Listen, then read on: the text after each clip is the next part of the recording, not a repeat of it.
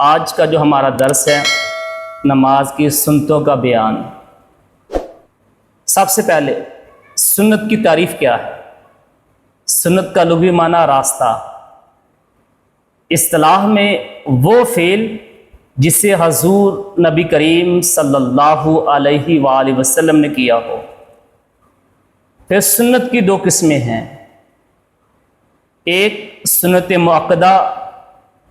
اور دوسری قسم سنت غیر مؤکدہ۔ نمبر سنتوں کا بیان، دونوں ہاتھوں کو کانوں کے برابر اٹھانا، انگلیوں کو کشادہ رکھنا، مقتدی کا اپنی تحریمہ کو امام کی تحریمہ کے ساتھ ملانا، مرد کا ہاتھ ناف کے نیچے باندھنا، ثنا پڑھنا، تعوذ پڑھنا، تسمیہ حرکت کے شروع میں پڑھنا، آمین کہنا آہستہ آواز سے، ربنا لک الحمد کہنا، ثنا کے بعد والی اشیاء کا آہستہ کہنا، تحریمہ کے وقت سیدھا کھڑے ہونا، امام کا بلند آواز سے تکبیر کہنا، سامی اللہ لمن حامدہ بلند آواز سے کہنا، پاؤں کو 4 انگلیوں کی مقدار کشادہ رکھنا،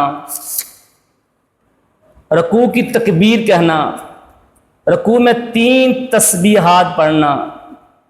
دونوں ہاتھوں سے گھٹنوں کو پکڑنا، انگلیوں کو کھلا رکھنا، عورت کا انگلیوں کو نہ کھولنا، پنڈلیوں کو کھڑا رکھنا، کمر کو پھیلانا، سر کو سرین کے برابر کرنا، رکوع سے اٹھنا اور اس کے بعد اطمینان کے ساتھ کھڑے ہونا، سجدے میں گھٹنے، پھر دونوں ہاتھ، پھر چہرہ رکھنا، سجدے سے اٹھتے وقت پہلے چہرہ، پھر ہاتھ، پھر گھٹنے اٹھانا، سجدوں کی تکبیر کہنا، سجدے سے اٹھنے کی تکبیر کہنا، سجدہ دونوں ہتھیلیوں کے درمیان کرنا، سجدے میں 3 تسبیحات پڑھنا، مرد کا اپنے پیٹ کو اپنے رانوں سے، کوہنیوں کو اپنے پہلوں سے، اپنی کلائیوں کو زمین سے جدا رکھنا، عورت کا پست ہونا، عورت کا اپنے پیٹ کو ران کے ساتھ ملانا، قوما کرنا، دونوں سجدوں کے درمیان جلسہ کرنا، جلسے میں ہاتھ کو رانوں پر رکھنا، دایاں پاؤں کو بچھانا، بایاں پاؤں کو کھڑا کرنا،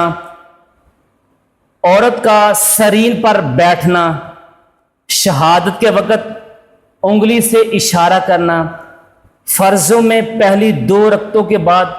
فاتحہ پڑھنا، درود شریف پڑھنا، دعا کرنا، دائیں اور بائیں 2 سلاموں کے ساتھ پھیرنا اور دوسرے سلام کو پہلے سلام سے پست کرنا، مقتدیوں کا اپنے سلام کو امام کے سلام کے ساتھ ملانا،